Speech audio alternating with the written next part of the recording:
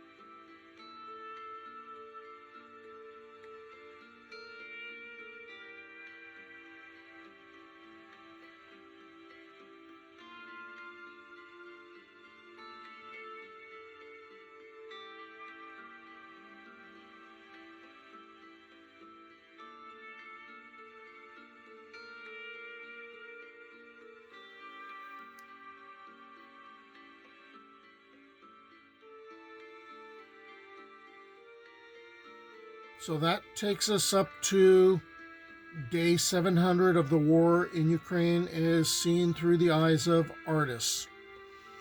I hope you follow the channel and share this with friends in order to raise awareness of what's happening in Ukraine. Slava Ukraini!